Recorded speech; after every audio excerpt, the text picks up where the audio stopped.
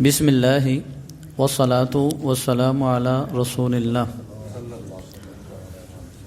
یہاں جو بزرگ افراد بیٹھے ہیں انہیں اس بات کا بخوبی علم ہوگا کہ آج سے ہم اگر کافی سال پیچھے چلے جائیں، خاص طور پہ جو گاؤں میں جو لوگ رہتے رہے ہیں، کہ گاؤں کی مساجد میں واش روم نہیں ہوا کرتے تھے۔ جو گاؤں کی مساجد ہیں وہاں پہ واش روم نہیں تھے، اور کوئی بندہ جو ہے وہ ایسا ممکن نہیں ہے کہ گھر سے وضو نہ کر کے آئے۔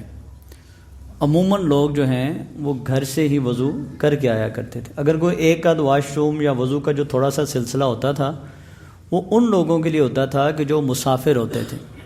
یہ بھی آپ کے علم میں ہے، جب ذرائع اتنے زیادہ نہیں تھے، ترقی اتنی زیادہ نہیں تھی، تو لوگ اپنے سامان جو ہے وہ گاؤں گاؤں بیچتے تھے اور جاتے تھے، اور اسی طرح وہ کوئی مسافر ہوتا اسے وہ مسجد میں وہ وضو کرتا، وہ مسجد میں اپنا معاملات کر لیتا، اور بلکہ اسے کھانا وانا بھی لوگ دینا پسند کرتے، اور بعض اوقات وہ رات بھی ایسے لوگ کچھ رک جایا کرتے تھے۔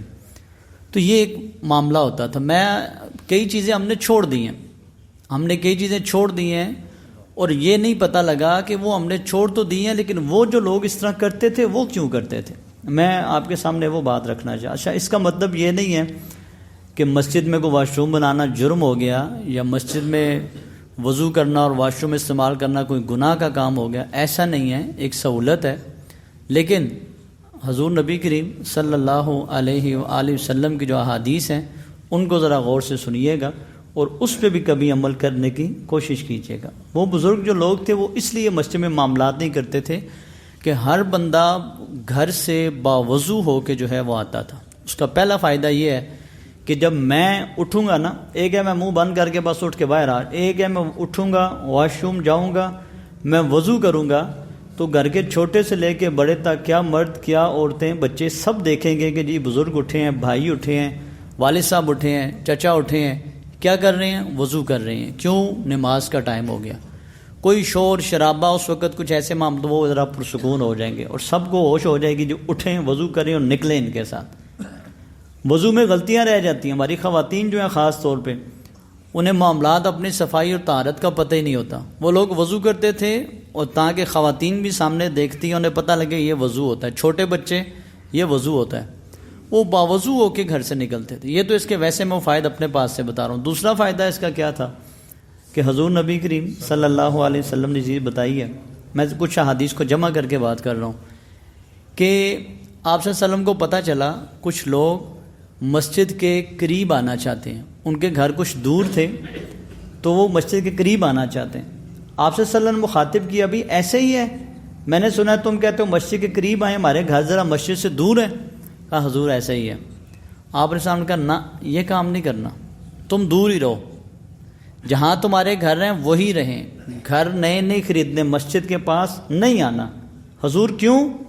کیونکہ تکتب آثارکم، اللہ رب العالمین جو تم مسجد میں چل کے آتے ہو نا، تمہارے جو قدموں کے نشانات ہیں، تمہارے جو قدم ہیں، اللہ رب العالمین اس کے برابر تمہیں اجر و ثواب سے نوازتے ہیں۔ یہ نبی علیہ السلام نے بتایا صحابہ کرام کو۔ اور اجر و ثواب کیا ہے؟ یہ مختلف حدیث میں ذکر ہے۔ یہ وہ اجر و ثواب ہے جس سے انسان کے گناہ معاف ہوتے ہیں۔ یہ وہ اجر و ثواب ہے جس سے جنتی درجات بلند ہوتے ہیں۔ یہ وہ اجر و ثواب ہے کہ آپ کا ایک ایک قدم جو ہے وہ لکھا اور نوٹ کیا جاتا ہے کہ یہ قدم مسجد کی طرف اٹھ کے آئے ہیں۔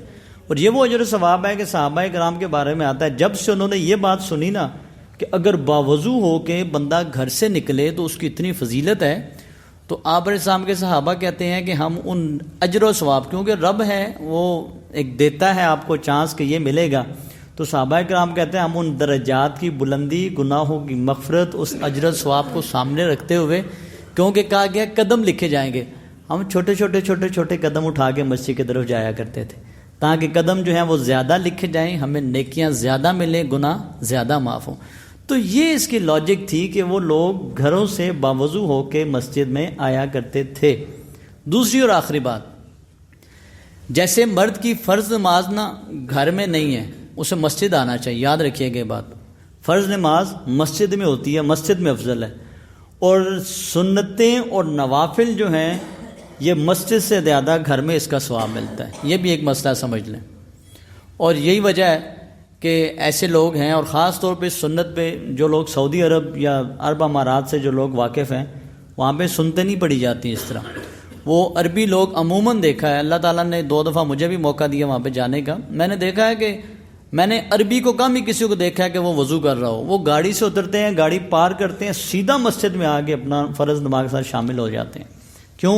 وہ سنتے نوافل پہلے یا بعد کے اپنے گھر میں ادا کر کے پھر آتے ہیں، اور جو بات کیا وہ گھر جا کے ادا کرتے ہیں. احادیث موجود ہیں، امہات المومنین کہتی ہیں کہ نبی علیہ الصلوۃ والسلام ہمارے سامنے سنتے پڑھتے، نوافل پڑھتے، معاملات کرتے. اس کی کیا وجہ ہے؟ پھر وہی بات کہ جب گھر میں آپ پڑھیں گے، سنتے پڑھ کے جائیں گے تو خواتین کو خبر ہو بھی نماز کا ٹائم ہو گیا، واپس آئیں تو نے پڑھی ہے نہیں پڑھی نماز، کو مصلی پہ بیٹھا ہے کہ نہیں، مصلی پڑھا ہوا ہے کہ نہیں پڑھا ہوا. بچوں کی خبر گیری، نماز کا طریقہ کار. اور آپ کو یہ بات پتہ ہونی چاہیے، آپ نماز کے لیے کھڑے ہوتے ہیں، چھوٹے معصوم بچے ساتھ کھڑے ہو جاتے ہیں. جناب حضرت حسن اور حضرت حسین رضی اللہ تعالیٰ عنہ نبی اسلام کے نواسے، آپ اسلام سجدے میں جاتے، وہ اوپر چڑھ جاتے جناب سجدے میں، آپ سے سلام ایسے اٹھا لیتے، پیار کرتے. یہ کیا تھا؟ یہ وہی سلسلہ تھا نا کہ نماز ان کے سامنے پڑھی جاتی تھی. نبی علیہ السلام ایسے کھڑے ہیں، صحابی کہتے ہیں میں چھوٹا سا تھا، میں اپنی خالہ کے گھر، نبی صلی اللہ علیہ وسلم خالو تھے، میں گیا ان کے گھر، میں نے دیکھا رات نبی علیہ السلام تہجد کے لیے اٹھے. چھوٹے سے بچے ہیں، کہتے ہیں آپ علیہ السلام تہجد کے لیے کھڑے ہوئے تو میں نبی علیہ السلام کے ساتھ میں بھی کھڑا ہو گیا. میں دوسری سائڈ کھڑا ہو گیا، نبی السلام نے نماز میں ہی مجھے پکڑ کے تو ایسے دوسری سائڈ پہ کر دیا کہ بیٹا بندہ اس طرف کھڑا ہوتا ہے، دوسرا جو بندہ ہوتا ہے. تربیت ہے، یہ تربیت ہے. اور اس میں یہ چیز بھی ہے، نبی صاحب فرمایا گھروں کو قبرستان نہ بناؤ، گھروں کو قبرستان نہ بناؤ. اس میں قرآن کی تلاوت اور نماز کا کچھ نہ کچھ حصہ گھروں کے لیے چھوڑ دیا کرو. جس گھر میں نماز کے لیے بندے کھڑے ہوتے ہیں، نوافل پڑھتے ہیں، سنتے